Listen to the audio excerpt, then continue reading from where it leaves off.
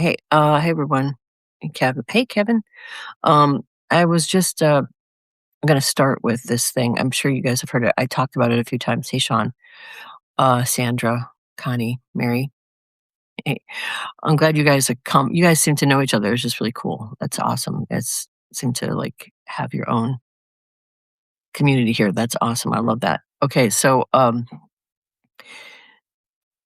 been thinking a lot about the drone stuff. I think I've done a couple videos about it. Hey, Jason, I actually just looked at California and the astrology of it, and astrology. There's some there's some bad aspects going on in California this year. So I will be posting a video about that. Hey, Calvin. Yeah, I'll be depressed for the next week. Well, here's the thing I was gonna say about the drone stuff, um, that I talked about it a few times because the thing that really caught my attention was and I think someone sent me an article about it because I had talked about this before. Hey, James. Yeah, I know. I'm worried about California too, because the weird thing is, like, you can have, you know, psychic stuff, some of it is sort of pattern recognition. You kinda see patterns and you kind of tune into that and you see how things are gonna unfold. But when you get stuff that's so outside, like doesn't fit a pattern, doesn't make sense, I give it more credence because those things generally tend to be more accurate. I mean, they're more just pure psychic kind of stuff. And the fact that my friend who transitioned, you remember this probably. Some of you guys were probably here. Some of you. Do you think that Nanya has passed away? I know. I looked at that, Deanna, and he. There was a lot of really bad aspects going on. Um, I know his place. It looks like he definitely went through something. If he didn't die, he could have. They're claiming he didn't, but I would think he was at least injured because looking at the aspects in his chart, he had all kinds of very crazy stuff. And if we don't find out for sure in the next couple of days, either way, I will I will write a Substack piece and show the astrology of what happened because it is pretty insane. And if he did pass away, that seems like well, I that would be quite bizarre. So anyway, the the information you get when it doesn't make any sense, um, always sort of sticks out like a red flag, and you're like, "What is that?" And the fact that Mary was so right about the start of the first bombing campaign in last year, made me really think about this. And what worries me is some of the clues that we have already. Like, first of all, why would they do it off the coast of California? Why not off the Atlantic coast where we saw all those drones coming in a couple of years back, which seemed to me like um, it's a target rich environment, the East Coast. So the West Coast is interesting, and also the fact that there's supposedly drones missing, and the fact that Anthropic just got in trouble for not wanting to get rid of its protocols to allow people to just program drones to just murder people wholesale without any human being able to refuse orders and spy on people. So it kind of I'm not sure if there was a drone attack, if it would be Iran or if it would be the regime that did it. And you can't trust anything they say. Um, so this is either way, though. Either way, I am kind of freaked out by it because it feels like something's going to happen. She said that. She gave me a very visceral kind of like really scary kind of. I mean, I felt it. I was kind of terrified in the vision, and but the information she gave me was very intense. And when I asked her if it was true, she said yes. And so uh, I kind of put it aside. Like that's just a really weird thing. Maybe, I thought maybe they would deploy drones, as people got more revved up. But here's the thing I'm thinking, and I think something's going to happen, coming up here. I think starting in the spring. So we're getting close to it. It's March now. As we get into April, May, June, July, things are going to get weird, I think, here in the US. So I think people have to be really kind of attuned to their intuition right now and kind of just pay attention if you get a bad feeling. I'm going to read your stuff, Jason, in a second, because I want to see what you have to say there. But I think that this summer is the start of a lot of crazy stuff happening on the homeland. Now, it could be that it's blowback from the stuff we're doing in the Middle East, because the thing that always confounded me about the astrology for this time frame was that there is this Uranus-Mars conjunction, which happened at the start of the Civil War. But it only happened one time in that situation that I could see. In our case, we're having it happen this year, and then we're having it happen in 2028. And then I'm putting together the piece of like, I got that information, World War followed by Civil War. So what would cause people to, and this is what I've been saying for a long time, everyone's been asking, well, how would that start? There's all the MAGA people and everything, and they're totally pro-Trump. I'm like, I don't know how it's going to start. I just know it's going to happen. But you could imagine that if we get really deeply embroiled there in the Middle East, and we're also doing wars all over the other places that Trump wants to do it, that there would be a draft instituted. And that by 2028 seems like it would create a wave of certainly Gen Zers who would be really pissed off. And Gen Z, they have toppled governments before. I mean, they toppled the government in Myanmar, I think it was.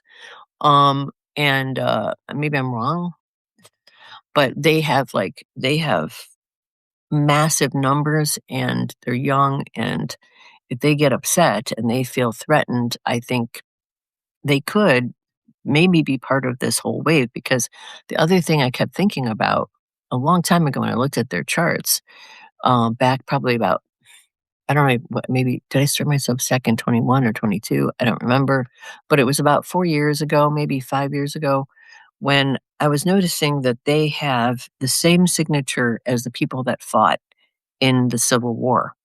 They would have been the soldiers' ages of people that would have been fighting in that war. They have that Neptune and Aquarius signature.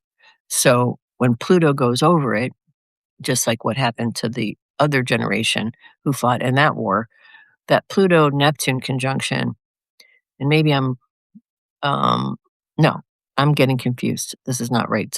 Don't ignore that. But I can't remember the details. I'll have to write a piece about it and look at and be specific. I don't want to misspeak. So to me, it was like there was a resonance with that generation and the generation that fought in the Civil War. And even when you think about the uh, the the Revolutionary War, Pluto was in Aquarius, right? So that Pluto conjunction to Neptune is usually a generational transformative kind of loss kind of energy. In my generation, which I'm Gen X, we have Neptune in Scorpio. And as we were coming into young adulthood, AIDS became a thing, right? So people died through sex, Scorpio. And I had a lot of friends die from that epidemic. In the generation before, in Pluto and Leo, it wasn't so severe. They had Neptune and Libra, and they, of course, marched in the civil rights stuff, and they were part of the whole,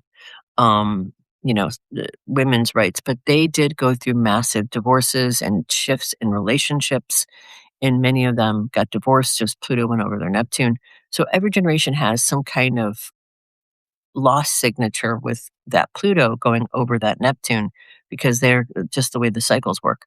So Aquarius is all about, I'm sure it's about technology, and certainly that generation is super technological, but it's also about the power of the people, community, and democracy. Pluto in Aquarius is right in our first house in the US Constitution signing chart. So the birth of our democracy happened during Pluto in Aquarius. So let me just read some of these things, because you guys have a lot to say here. So, okay. I know you have takes a lot about an East Coast bombing. Yes, and that's another thing we all got. So about 2 years ago, me and the group of psychics, and I think, Deanna, you've been in that. Maybe no, maybe you haven't. Anyway, we were doing a meditation. We're going into the future. And as one of the psychics in the group said, it was 9 out of 12 of us. So it was the majority, like 75% of us, saw this massive explosion on the East Coast. I saw it between like New York and New Jersey. Some people saw it closer to Boston. Some people saw it, just generically in on the East Coast. One of the women was so freaked out by it, she started having nightmares, and she actually moved as a result out of the area where she felt like the bombing was going to happen. So it was very big, and to me, it looked like a missile. And I heard Russia, and I was like, "Why would Russia be And the other thing I heard was that it was happening during a period of civil unrest, so that we weren't sure. People weren't sure if it was the U.S. doing it to somebody here, like a domestic thing, or if it was coming from somewhere else. Now that I heard Russia, maybe it was Russian missile. Maybe it was just a Russian-made missile. I don't know. That's the thing. I heard it was Russia, so Russia could have been the manufacturer of it, and not the actual agent who sent it.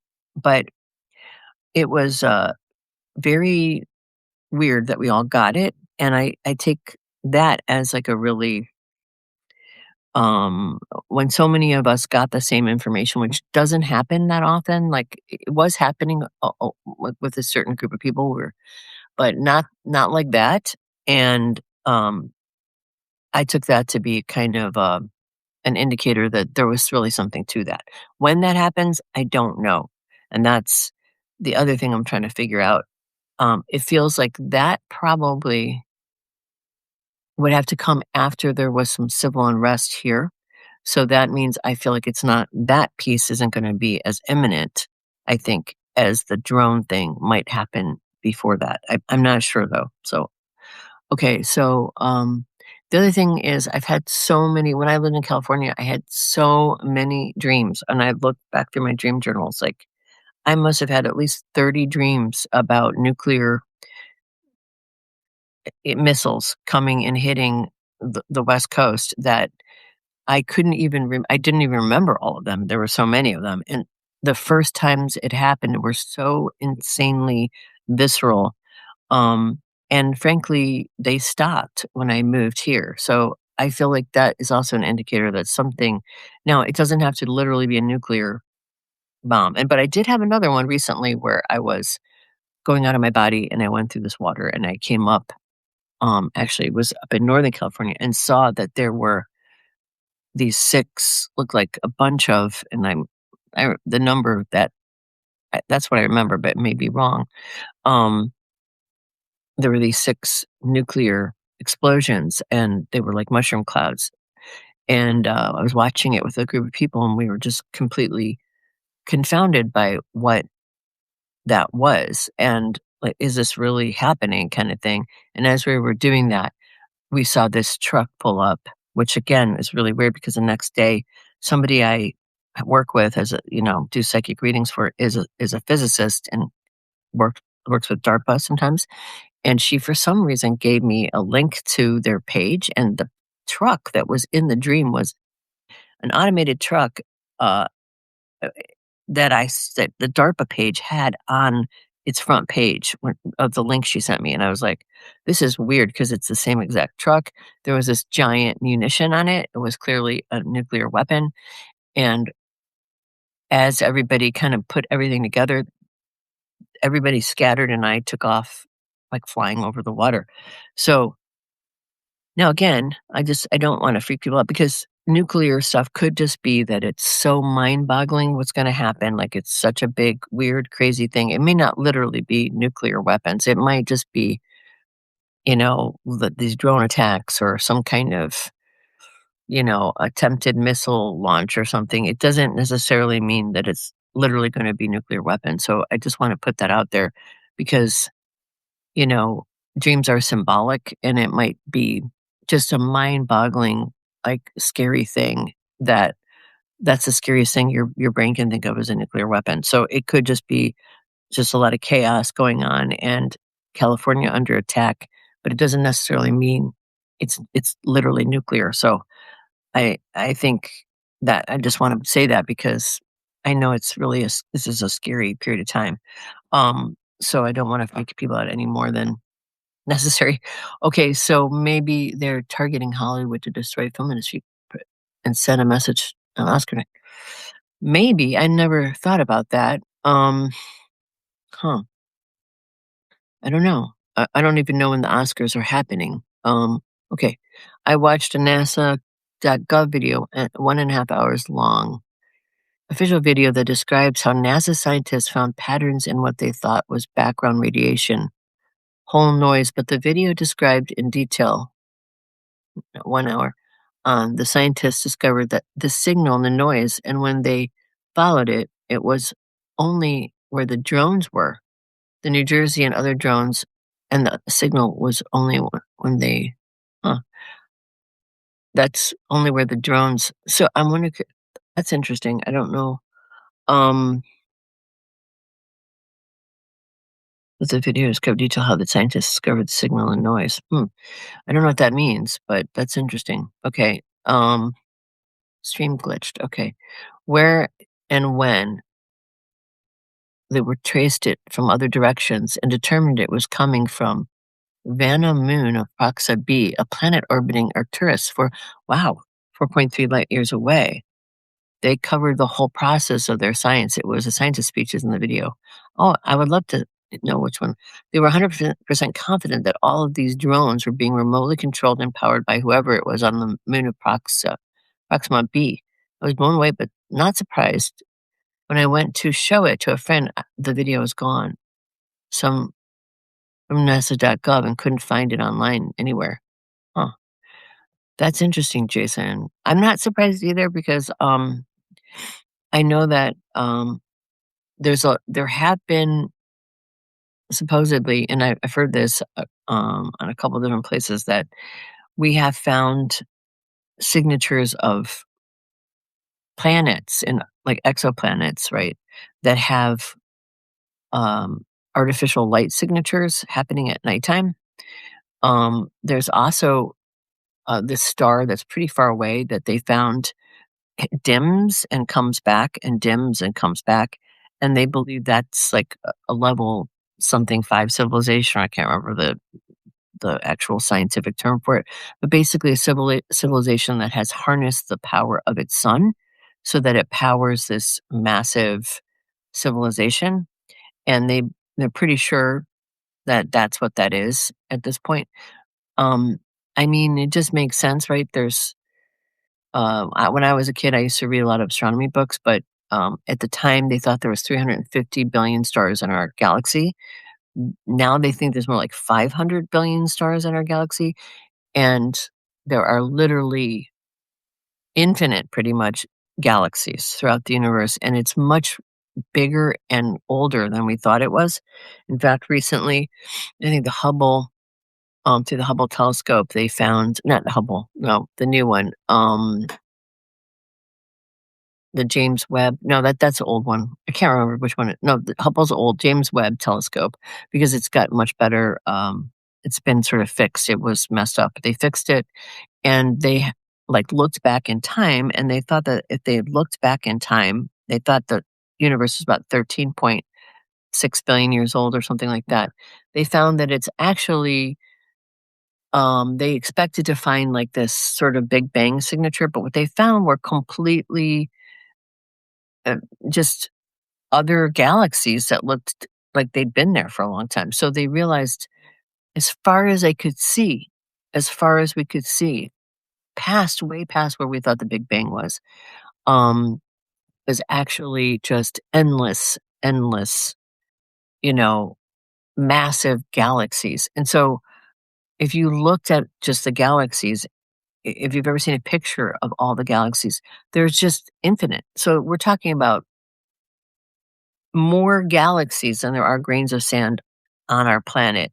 And in each one of those galaxies, there's hundreds of billions of stars. we have actually a pretty small galaxy, and ours is about 500 billion stars. And most likely around all of those stars are planets.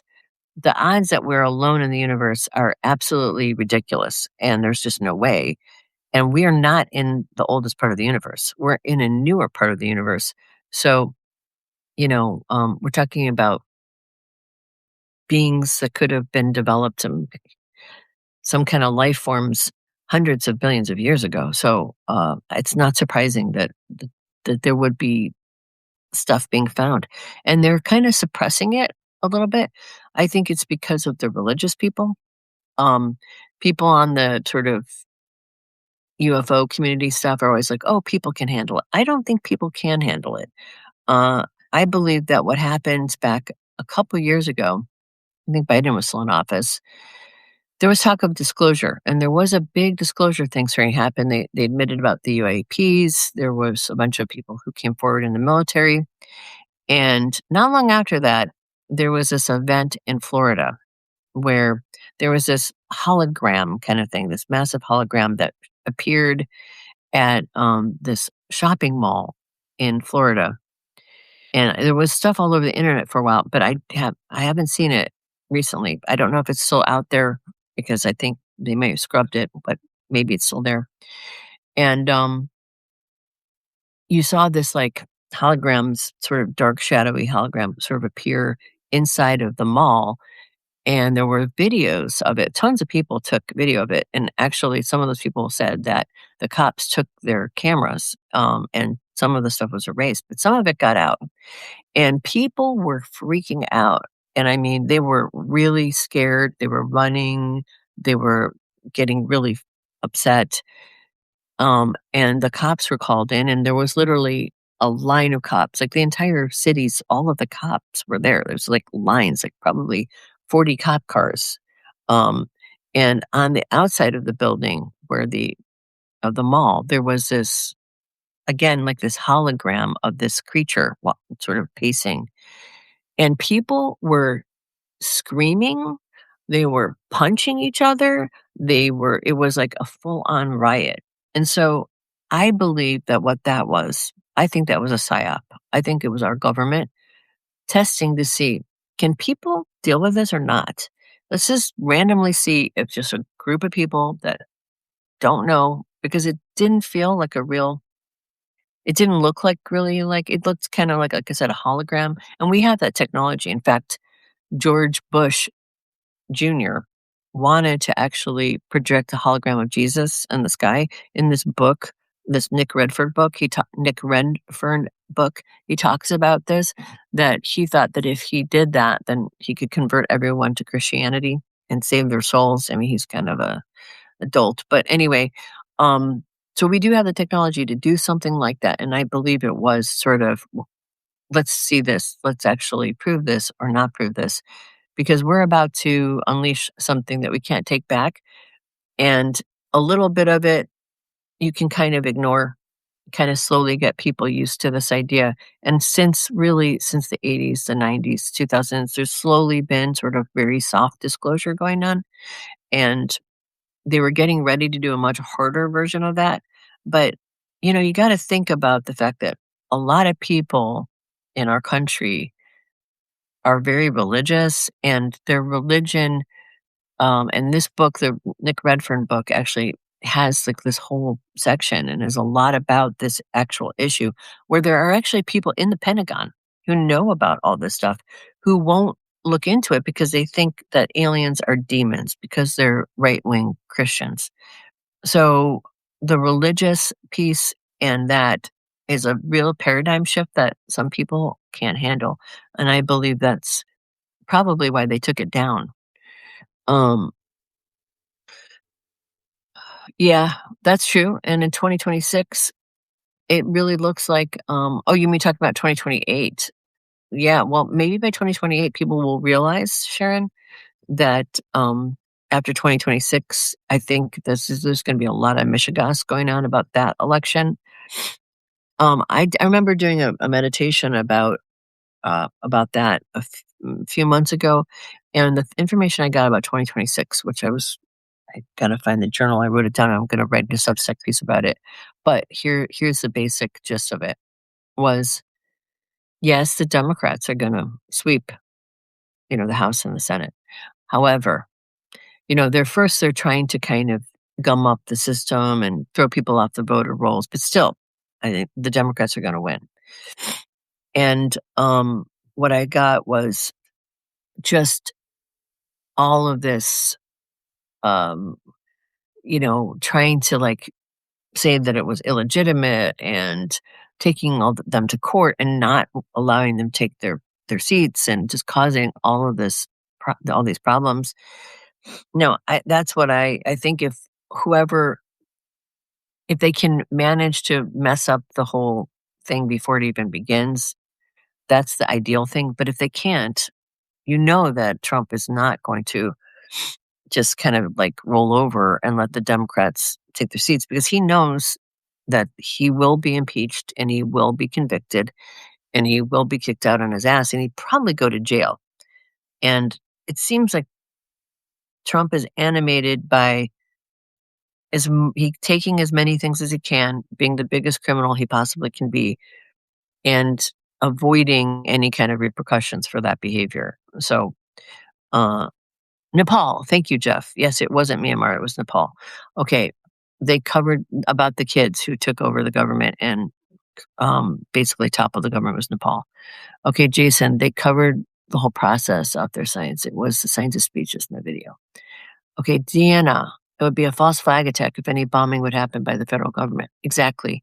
And I think that's possible. I mean, I think that's very possible. I think that you have to think about the timing of all this weirdness. Like, why did Hegseth try to get Anthropic to remove those protocols like 6 weeks ago and get really pissed off about it? And they came after them. And then they went to OpenAI and said, you do it for us then. Why would they do that? And then all of a sudden there's some drones missing. And now it's California that is sort of getting these from from Kash Patel's FBI. It's very suspicious. So I think there is a likelihood it's a false flag, Jason. And because we're at war there, and first of all, Trump hates California because it's got sort of a liberal this idea that it's a liberal bastion. It's actually not completely, but he's got a lot of fans there too. I mean, especially in the Central Valley. So, but he hates Governor Newsom, I guess. Although Governor Newsom is really not as liberal as I really don't. I mean, it's just one of his enemies, and I think we can imagine that. That's the first place he sent ICE to do all that bullshit. He's been attacking California since day one, and so it does kind of fit more the pattern of the regime doing it than it does necessarily Iran. Okay, Jason Gull. They were 100% confident all of these drones were being remotely controlled and powered by whoever. Yeah, okay, I read that one. My uncle passed away from AIDS. I'm sorry, in 1982. Yeah, so many people. I have so many friends. Last thing he wrote was, I'll build a stairway to paradise. That's awful. Well, that's sweet that he wrote that, but I'm so sorry that happened. It's really tragic. There were so many good people that we lost during that period of time. Deanna, my 20-year-old son has an Aquarius stellium in his 8th house, Neptune, Venus, Mid. Wow. Yeah, that generation is very Aquarian, but that sounds like your kid's got a lot of them, a lot of planets in Aquarius. And that, the Pluto transit doesn't have to be bad. There's a lot of good things that can happen, but the 8th house is that's a little scary. Yeah, keep an eye on that. Yeah, I mean, the 8th house is also good, but it does have sort of, other implications, but, yeah, that's interesting. Okay. Hey, Elena, how long has this live been going on? I don't know. About half an hour right now. Who would want you communist built anything? What? I don't know what that means. Am I late? I don't know. A little bit. Not long according to where you fall in my thing. I'm just going backwards here and looking at people's comments. Could it be the USA to get people rallied for a war? Yeah, I think that's what I think. I think the false flag would be to get people upset, like 9/11, and willing to accept this war in the Middle East. Mary, are you related to Mark in Chicago? We're in California. So, so that's a good question. So, the dreams I had, I was living in Southern California, and all the dreams that I kept having, and I started having them immediately when I moved there, like within, I would say, a couple years. I started having dreams about that. So I would say it's probably Southern California, but then again, in the dream I had recently, or it was really like an out of body thing. So it was like on the astral plane. It was first in Southern California, but there was something getting ready to happen in Northern California too. So I think it's probably the major cities of Southern California, San Diego, Los Angeles, I don't know, maybe Santa Barbara, but I mean, San Diego, if this was an actual attack by Iran, and this is how we're going to really be able to tell probably, is if San Diego and the military installations are um, are shot at by drones, maybe it's Iran. If it's just in cities with civilians, it's probably our regime. That's what I think. Livermore. Yeah, Northern California is where I saw the most recent uh, thing, which was I didn't see the bomb go off, but I did see it arrive there. So I don't know if it's literally a bomb. It could just be some kind of crazy explosive thing that's mind boggling. And it could be this drone attack stuff. Truck seems to be symbolic of carrying a load of something, usually when I've dreamt of it. Yeah. And it was a bomb on the truck. As of 2025-2026, California is the world's fourth largest economy. That's correct. It has been for a long time, actually, since I lived there I think starting in like the 90s or maybe even the 80s. Could the drones weigh heavy on people during this time? I think people's minds, yeah. I think it's weighing heavy on my mind because it's really scary. And having had that warning beforehand, uh it was much scarier to me. Like, you could probably ignore it because it's so bizarre. Um but the fact that I was told about it a long time before this, like a year ago, that kind of got me to take notice of it and think there's something going on here. um Scientists wanted to get out of this. We can't be alone. Yes, exactly. Okay. Yes, I know it. Superstructure you're talking about. Yep. Jason. Hey, Eileen. Okay. Let's see if I can see. Well, that's Elena. I wonder how the universe we can observe is connected to a wider. That's another thing, multiverse. So that actually, there's another weird thing in science that they figured out, that there's a part of the universe that's got like our universe that's got sort of a dent in it. They were saying it's sort of like something bumped into us. And there's this theory about the multiverse. So I've heard the multiverse described as, you think about it this way, as sort of imagine how our system works is like we have, all of these different constellations, or different, not constellations, but all of these different galaxies and nebulas and stuff, all throughout our universe, and there's all this space in between, right? Well, and we're like in this bubble of this universe. And then our universe is sort of sitting in this bigger sort of space with a bunch of other universes.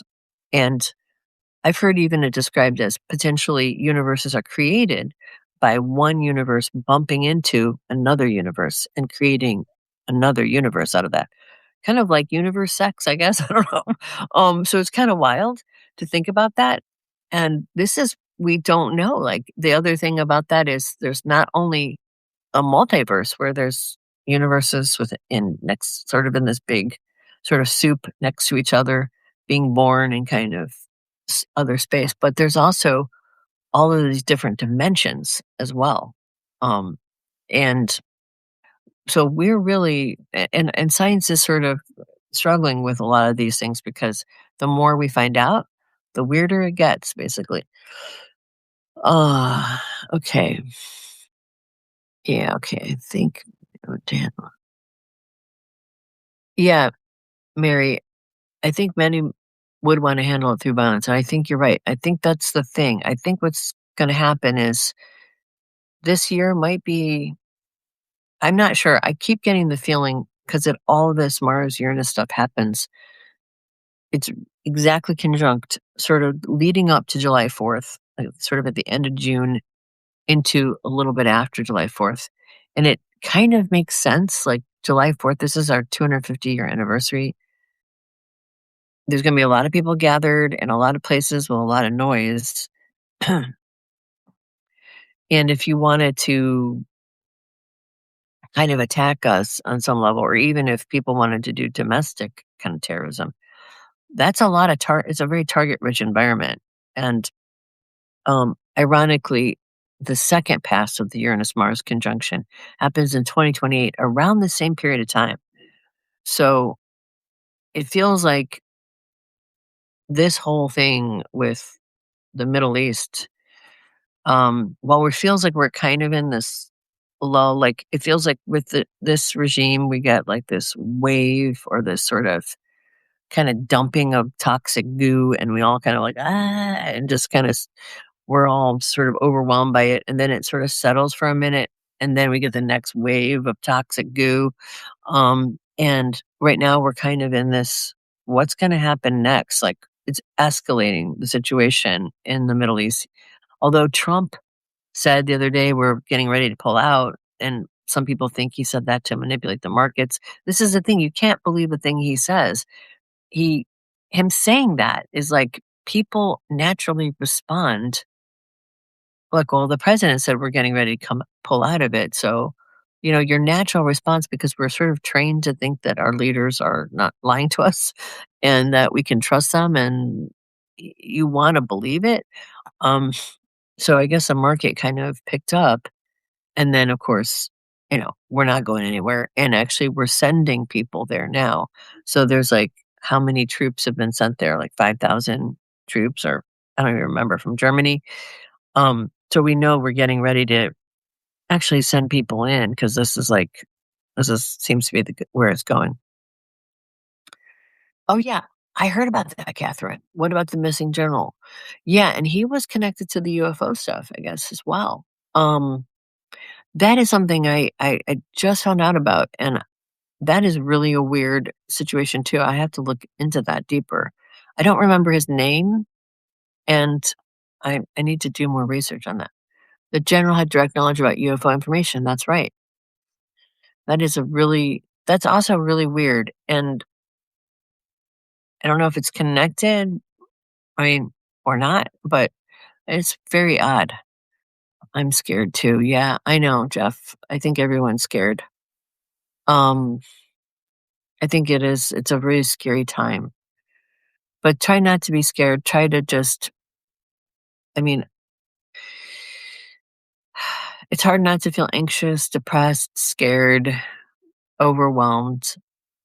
But I keep thinking this way, and this is the only thing that I can do to calm myself down, is to think about it as, you know, you have to just do the things you love and be with the people you care about and stay grounded in, your connection to your spirit, to source, pray, meditate, do things you love, get yourself, you know, out of it sometimes and really take a break, just enjoy nature and all the beauty that there is, and try to realize that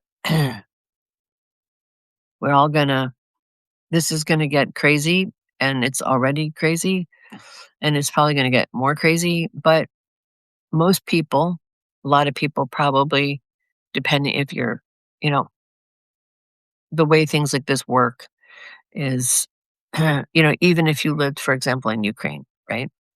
And you're being constantly bombarded by Russian missiles and stuff.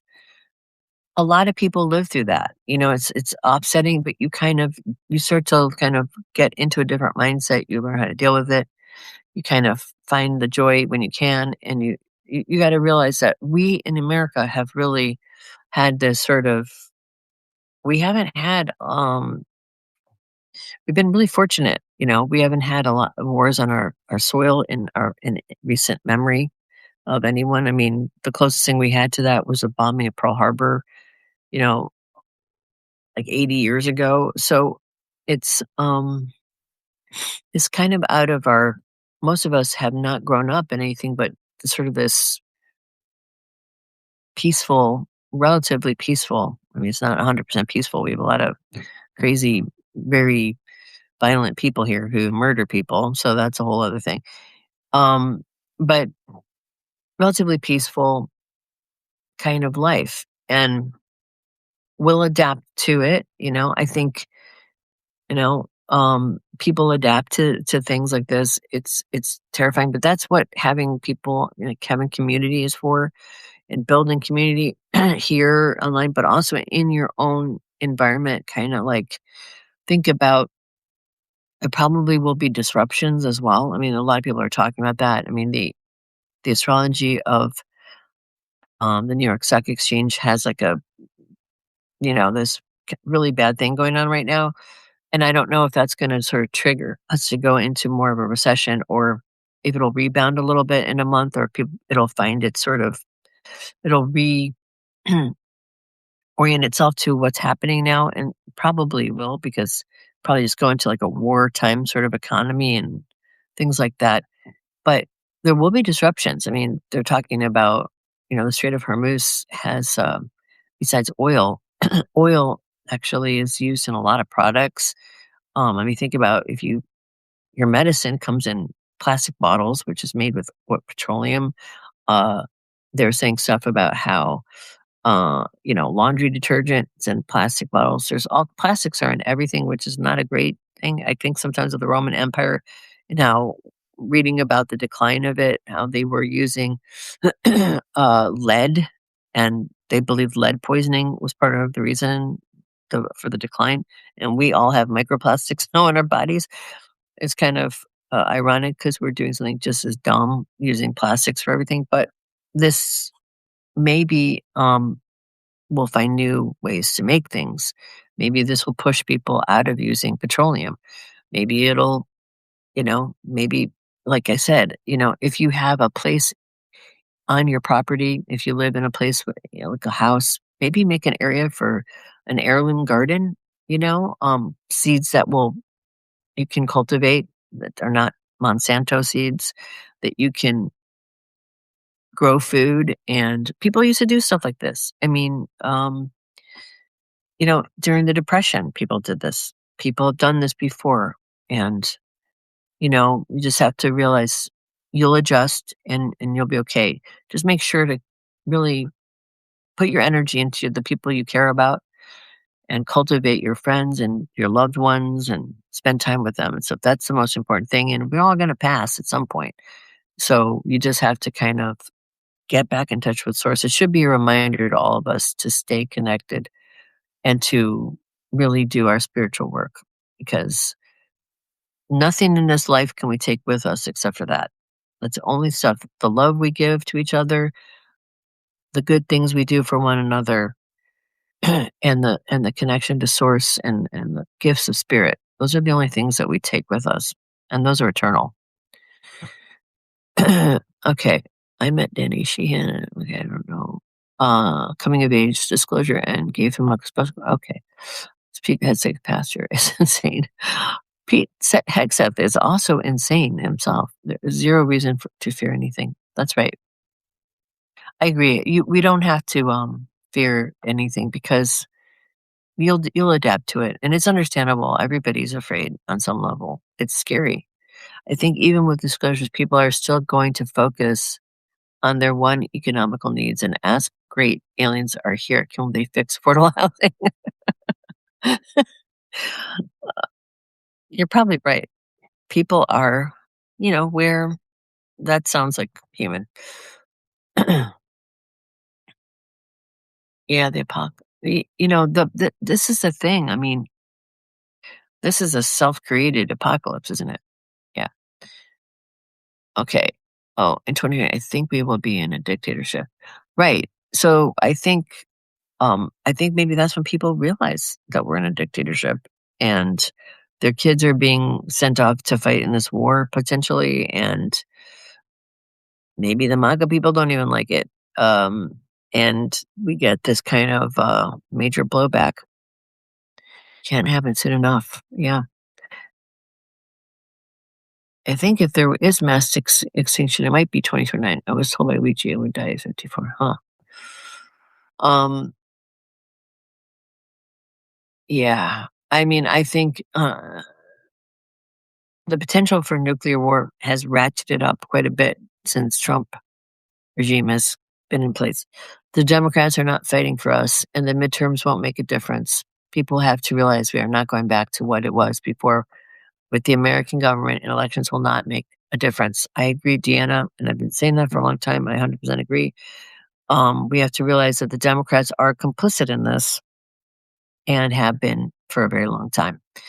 And our system of government is kind of collapsing. So we do have to think about what comes next. And I've been thinking about that a lot lately. The person I admired so much when I was a kid, for some random reason, I read about him, and I think I may have read Common Sense, but was Thomas Paine, who was one of the revolutionaries. And he wrote this treatise about democracy. And basically, he had a printing press and he printed out and gave it to everybody. He self-published. He was a self-published author.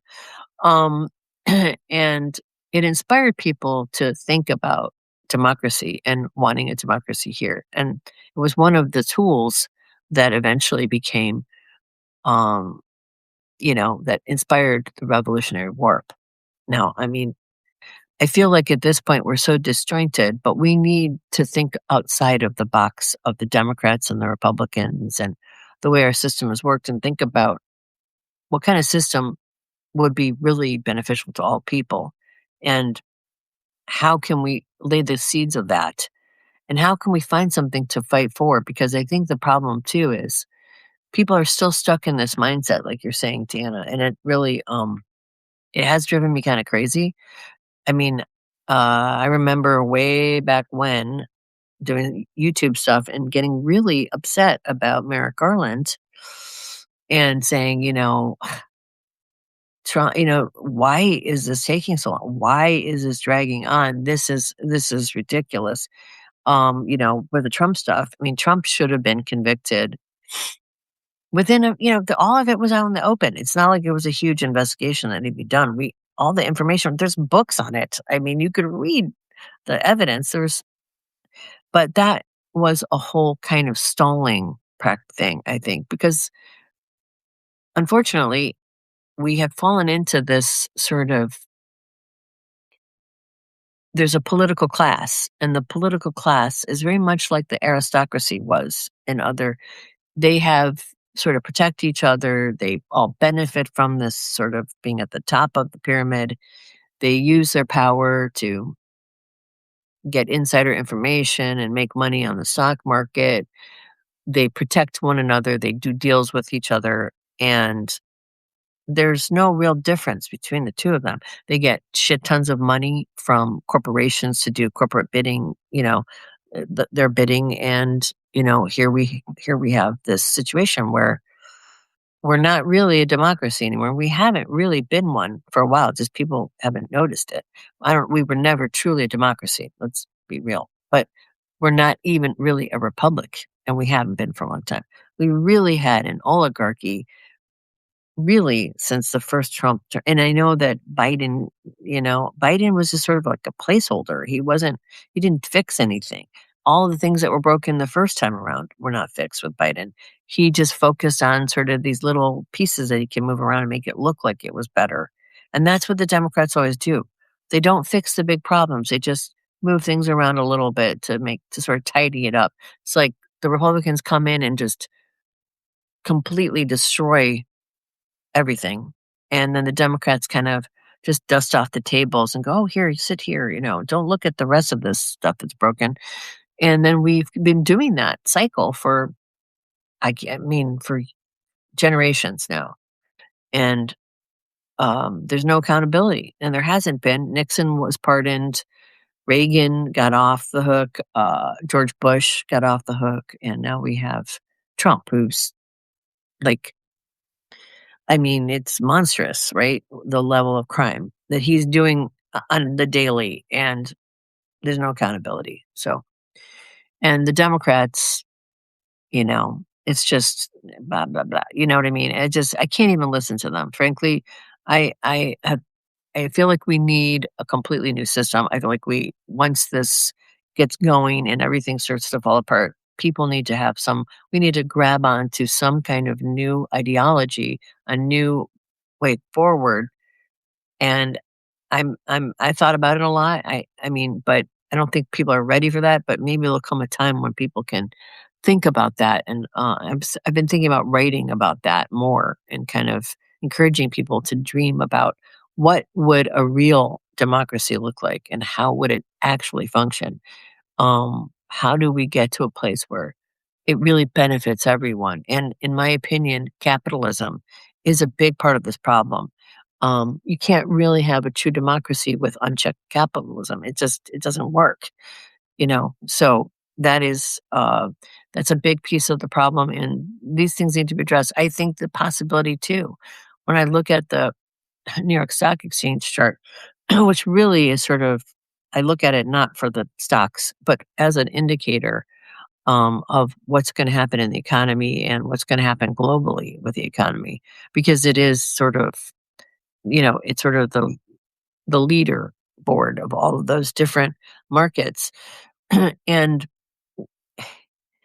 it's going to have a Neptune opposition coming up in the next 10 years. And it's going through a lot of bad aspects right now, and it's going to sort of settle down. It's going to go through another set of them. But the big problem is this Neptune opposition. And to me, I feel like this is a potential for maybe a potential real change. And maybe we're coming to a place where the systems themselves kind of break down, and we can think of a new way to deal with how do we, frankly, the only truly functional democracy that ever really existed were like tribal democracies here in the US, or in other, I don't know about other indigenous places, but that is one of the places where the forefathers got a lot of their ideas. It wasn't just the Greeks. They actually met with a bunch of different tribal leaders who had democracies. They actually had very functional democracies, and democracies work really, really well in small groups of people, because you have basically accountability. Everybody knows each other. If you have 500, 1,000 people, even 5,000 people, right? Pretty much everybody knows one another. They know your reputation, they know your family, they can see what you're doing, and they know your character.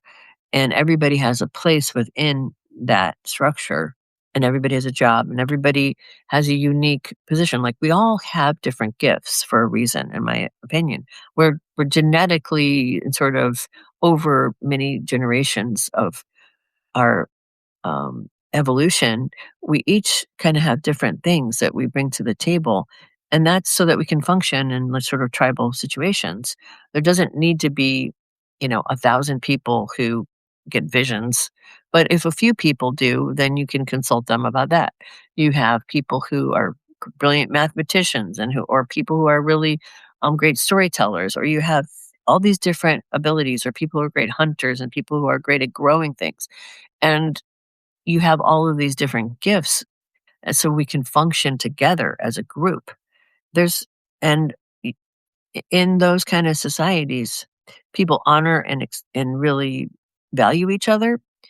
And I think that's part of the problem with having a nation that's sort of got this republic where we're all sort of nameless. We've got this overlord state kind of thing. We don't really know the people that we're electing. We're just getting false kind of information about them through commercials and, hearsay and stuff like that. And we don't really know we're not connected to each other, and we don't a lot of people feel lost as a result of that. They don't feel like they know where their place is. They don't feel like they know what their mission is because our society is structured in this very unnatural way where we don't have real communities. And the internet has sort of, interestingly, I think, kind of, that's the positive thing about the internet is it's allowed people to sort of reconnect with people of like minds, but it's still not the same as having a community of people that you know really well that are kind of like family and who you can trust and you know who you can't trust. And those people are called out because everybody can see what's happening. So I just feel like ultimately, we need to rethink a lot of things.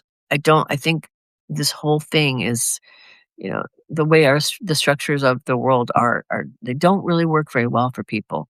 They really work really, really, really work well for psychopaths. So they're really, really set up for people that have no empathy, trample on other people, exploit other people. They can there's an anonymity. You can just keep sort of grist for the mill, kind of um, taking advantage of people and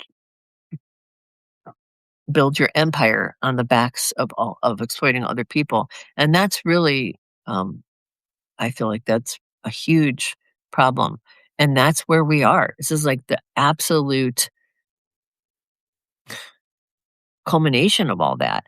I mean, we literally have truly psychopath and openly so. Like this is not like a suspicion or something like that. I mean, the Epstein files prove that these people are sick. They're psychopathic. They're pedophiles. Some of them are cannibals, apparently. They're rapists. You know, they apparently are murderers, right? And if you didn't have that, like, in front of you, it's hard to imagine anybody being like that if you're not like that yourself. So this is our system rewards those who are the least empathic, the least often intelligent. Look at what we got. We've got literally the dumbest person. Like, he is an absolute idiot. He's an idiot. He's selfish. He's greedy. I mean, he's all of the vices, right? And he's a terrible person. And even he knows he's a terrible person. Um, and that's what our system has wrought. That's who's at the top of it. And people fall in line and they believe it because I find that a lot, this kind of goes across the board in a lot of areas. The people who are the most self-promoting, the most narcissistic, the most self-centered are usually the people that are the most successful. They're not the best. They're the most selfish and the most willing to do whatever it takes to get ahead. Those are the people that generally tend to excel in our culture, and that is a real problem. Because and there's a reason for that. If we don't know anything better, if we, somebody who appears to be confident, that's your natural kind of animal instincts to go, "Oh, well, they seem confident. They seem like they know what they're talking about." And you kind of your first instinct is to trust that until proven otherwise, right? Well, you know, that breeds the ability to really manipulate people. Um, and we really don't have any. I've seen this across the board and in every area, like whether it's in the arts or whether it's in any kind of fields. These are the people that get ahead, and in the obviously the political class is full of these people. In fact, I think you have to be one of these people, like a hardcore version, to even get ahead. Now there are people who are not like that. I'm not saying every single person. Like, I don't think Bernie is like that, although people say he's kind of an asshole. But I guess you have to be a little bit of one, right?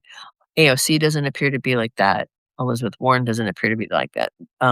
There are good people, okay, that also manage to sort of squeeze their way in, but there is just this real rewarding, and people are almost entrained to behave like that. And I feel like all the Trumpers, the Trump people, the people that support him, they are broken people. These people have, and I'm sorry, I'm not going to relent on this. I think that they are broken. They have been broken by the culture, the religion, they've been controlled and manipulated their whole lives, and they don't know right from wrong. They don't know up from down. And they are often, have had a lot of trauma that's unaddressed. And, you got some people like that. And some people say, oh, well, some of them are not stupid. They're actually very smart. They may be smart. They may be able to like parrot back a book really well or do math, but they're broken emotionally, and you know and so they follow this kind of thing, that this is how our system is built, to reward the most vicious among us, the most selfish and greedy, apparently, people that there are. I'm gonna go through here. Yes, I know. If there is a situation where all the transitions together, if there were a situation where we all transition together, what year do you feel it would be? That's an interesting question, Jeff. I have thought about that for a while, and actually, to me, something that kind of made me realize we're going into this really dark period was a long time ago. Actually, it was in the early 2000s when, because I used to think about this, like, okay, if we are going to go into this sort of apocalyptic period that I've been being shown all these things about since I was a child, then what astrology would you look for to like? I mean, I kind of didn't believe in astrology until I was working as a psychic, and I met some astrologers who were very accurate, and I was like, okay, well, there's something to this. But I was thinking, well, then how would you? Um, what kind of? I mean, there would be something, wouldn't there, that would be out of the ordinary, because this is something that's never happened before. So what started freaking me out was when all of these different uh, minor planets started to be discovered, sort of the turn of the century. The first one was called, before it was called Eris, it was called like Xena, Warrior Princess, because Mike Brown, the guy who discovered it at Caltech, loved that show. And Eris is like this really dark, chaotic goddess of strife. I thought, well, this is not a great sign. And why would you name it something like? Why would you name it this new body that? Because it seems like a bad omen. But I did ask him. I reached out to him on email and asked him, like, please be careful with how you name these things you're discovering, because they have a big psychological impact, and there's astrologers and stuff who use this. And he's like, I know, I'm aware of that, and I'm going to be really careful. And I'm like, well, why don't you name it like a goddess, but a positive one? And I gave some names, and he was like, no, I can't, because those names are taken for asteroids, and you can't name two bodies the same. So I'm like, okay, so that's how we got Eris, and how we got all of these very creepy, dark, minor bodies that kind of got named. Like we've got Eris, we've got Haumea, we've got what's the Sedna, which is all of the. If you look in the lore of any of these, which are more obscure, they're all really weird and kind of dark. And I thought, this seems like some kind of a message from the universe that something is coming. This another era is dawning that is going to bring out shadow stuff. Because all of these are very much about shadow issues, all the different minor planetary bodies and their lore. And the other thing that kind of struck me was, there's a bunch of comets this year that came into our solar system, and Three Eye Atlas being one of them.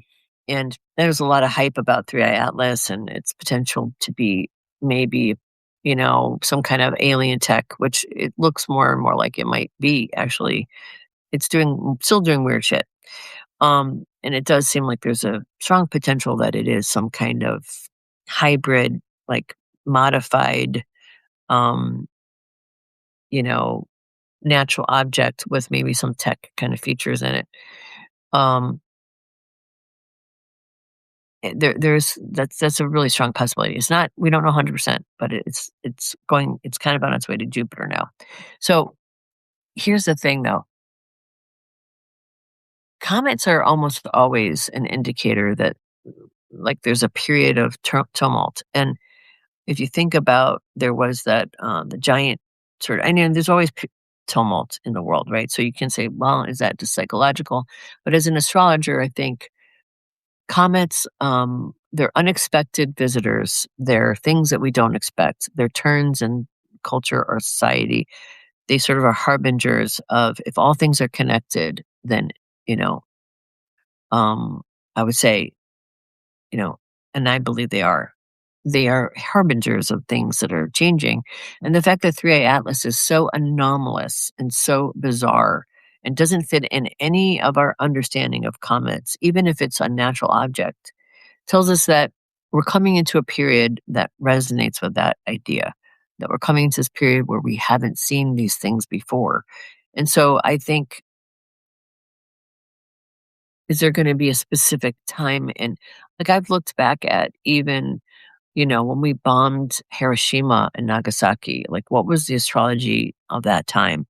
And frankly, it wasn't extraordinary, which is really surprising to me. I I've thought about re-looking at it to see if there's something I missed, but when I looked at it, I thought, this is so weird, because there really isn't anything like special going on, really, that would go. I mean, what would you look for even for something like that? Something that's never happened before.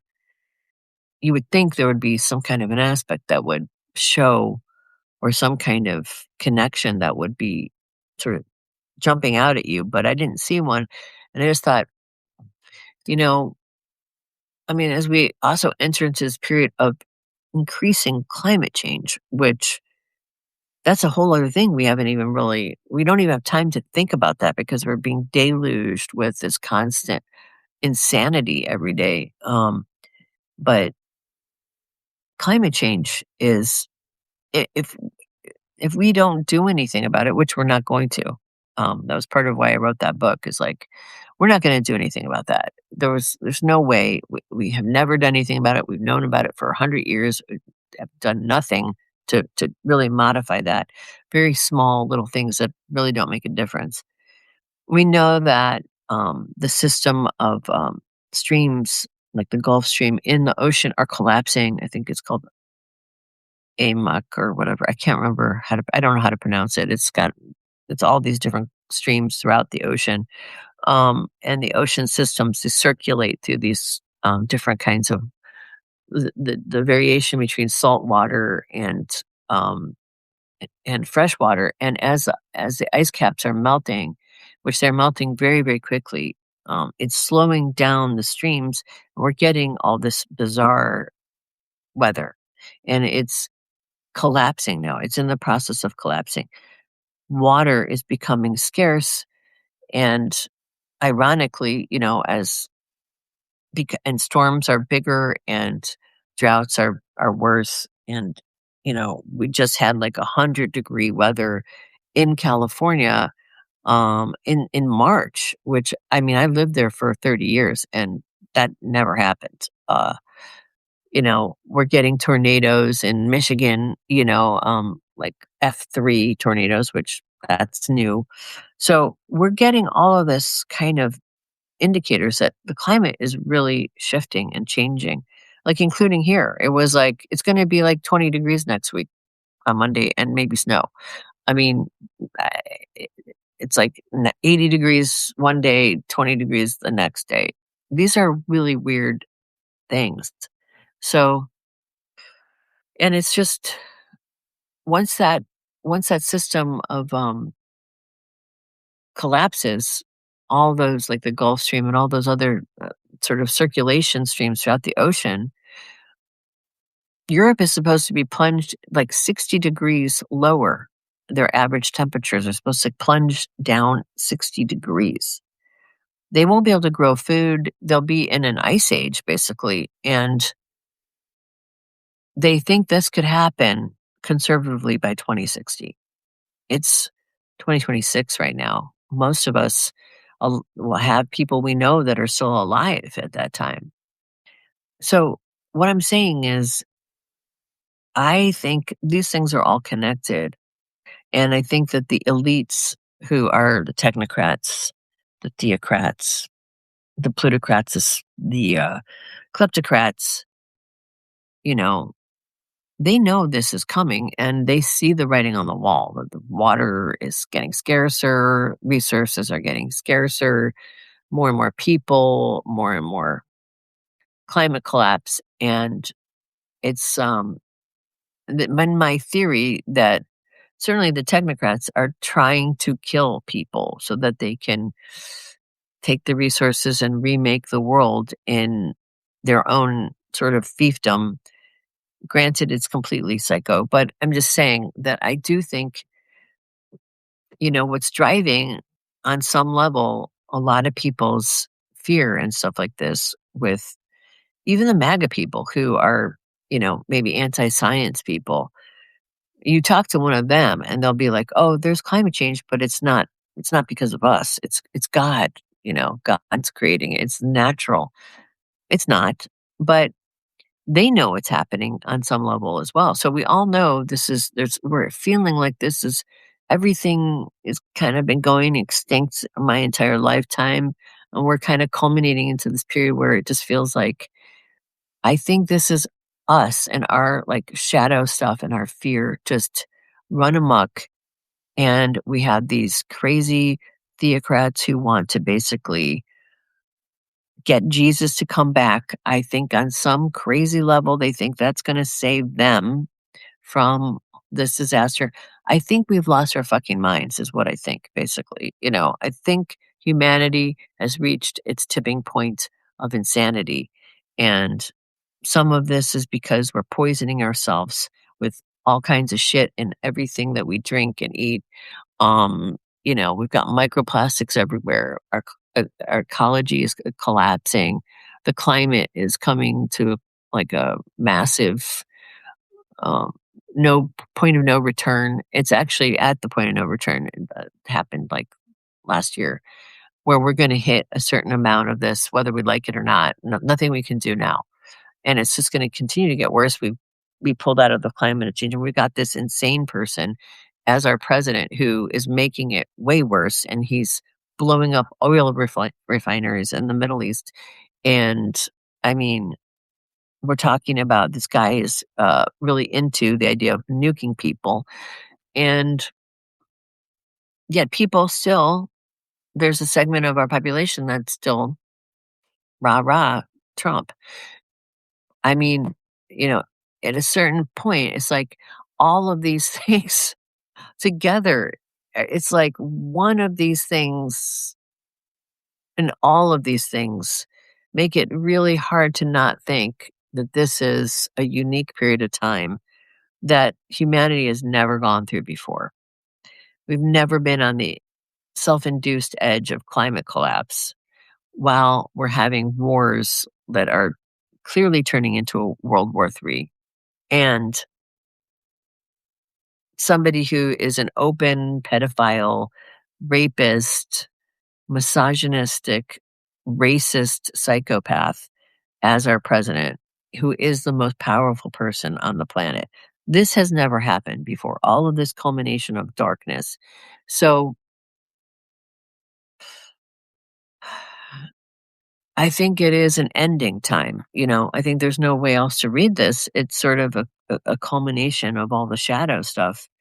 But at the same time, the earth will still be here. Things will still survive. It'll be a different world on the other side of it, but it's not going to be the world we just had. It's a different world. And I think a lot of the people in the new age talking about the ascension stuff and all that, nothing is born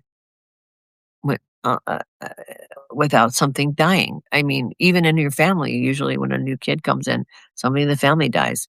It's just the cycle of transformation and rebirth.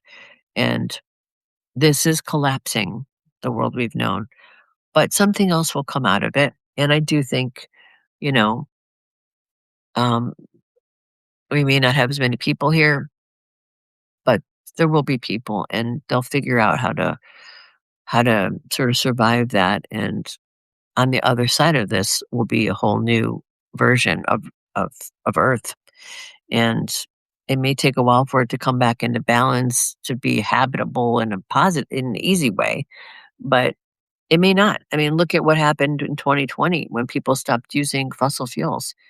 It could, it could come into balance more quickly than we realize. We just don't know. We don't know a lot of things, but we think we do. So um, that's just what's happening. This has to end so something new can be born. And we have to just think about it as well. We're here for this end cycle. So we should plant some seeds for what comes after us so that those people can have maybe remake the world in a much more positive place.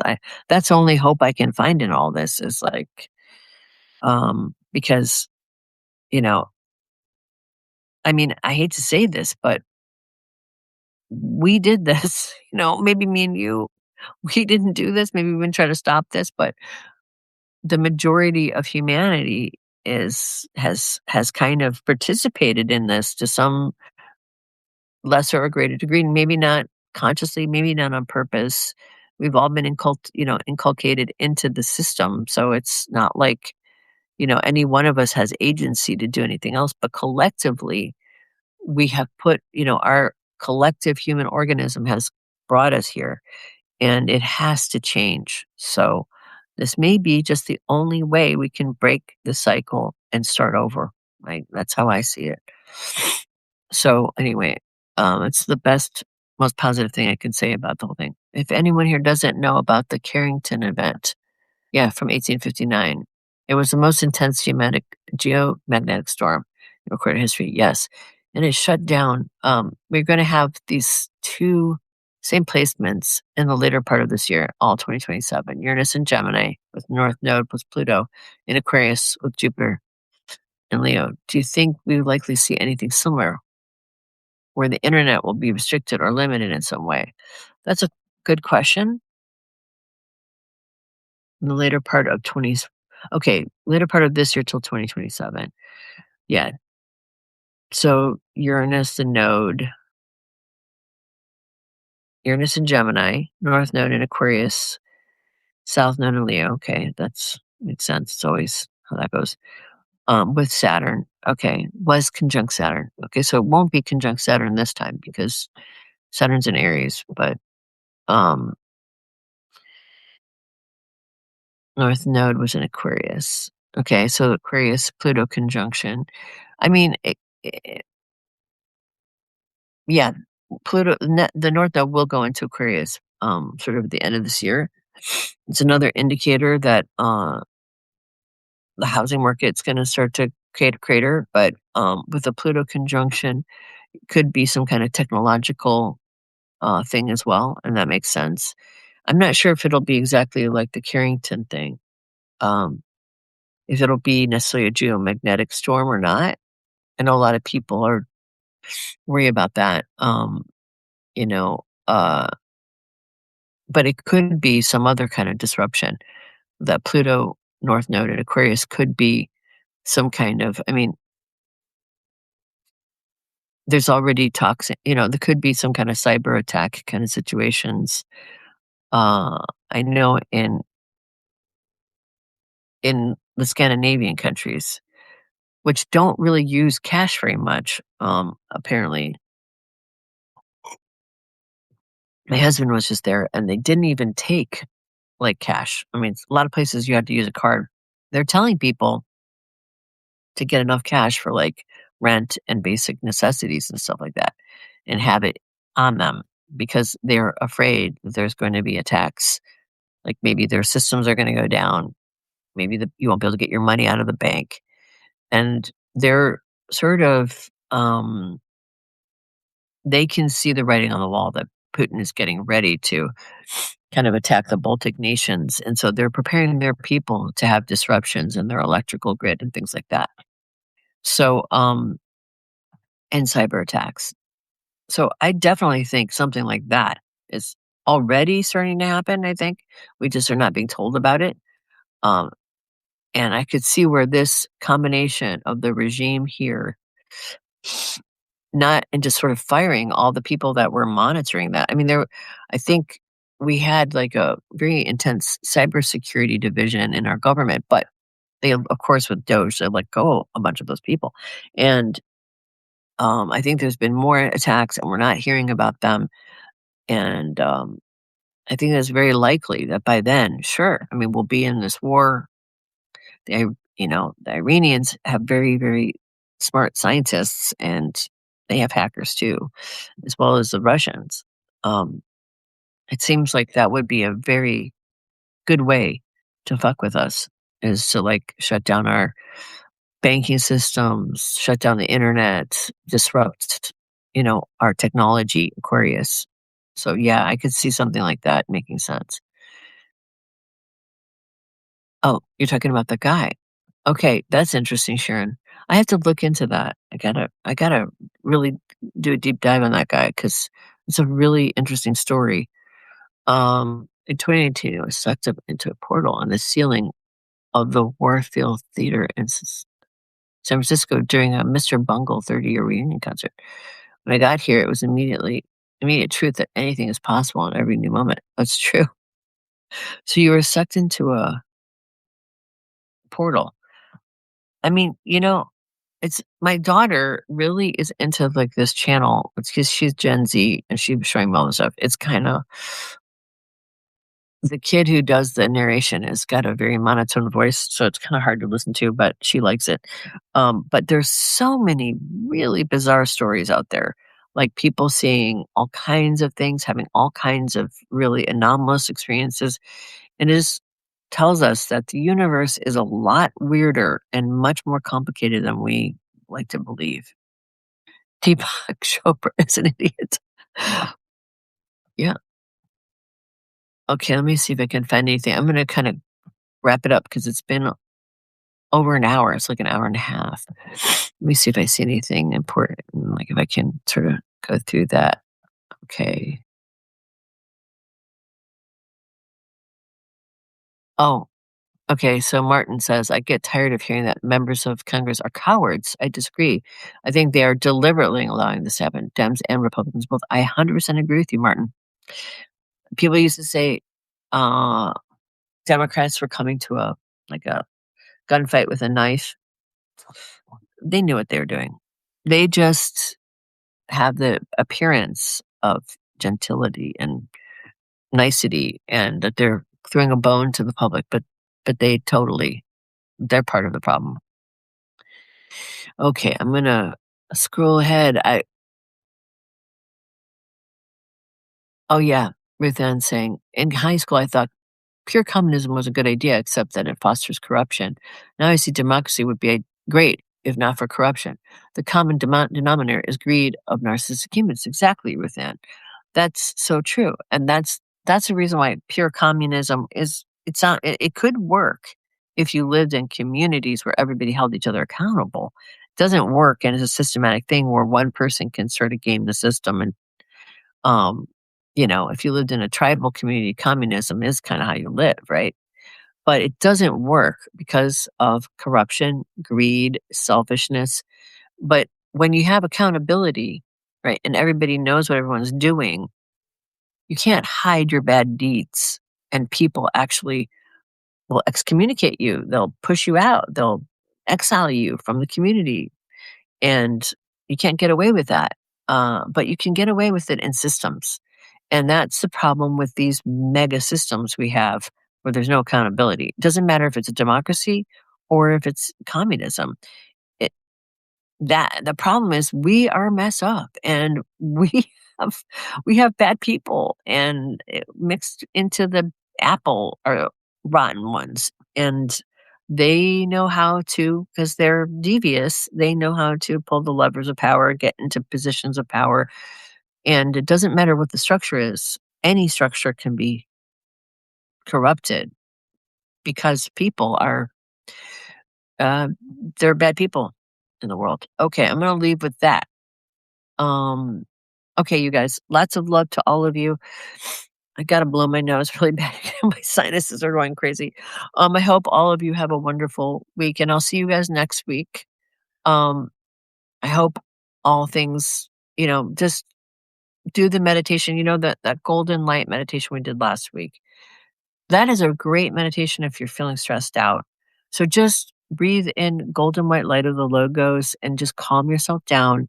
And it's in it's in the last live stream, so you can go to the front of it and find where it is. Just kind of fast forward and do that meditation, because it really is almost so calming that I kind of stopped doing it, because I'm like, I gotta be a little bit more, you know, antenna up, so, but I do really highly recommend it, because it will make you feel a lot better. If you do it regularly, a lot of this stuff will feel a lot more remote to you. So, and that's not a bad thing. I think being informed is one thing, but you don't have to let it shake up or rattle you as a human. You need to just do your mission here. We're all here for a reason, and hold the light and be good. And the more you can do that, you can help other people. If we all get totally depressed about this, we're going to be taken out of the game. So don't let that happen to you. Blessings to all of you. Lots of love. You're in my prayers and thoughts all the time. Thank you all for being here. I really appreciate it. And I'll see you guys next week. Lots of love. Bye-bye.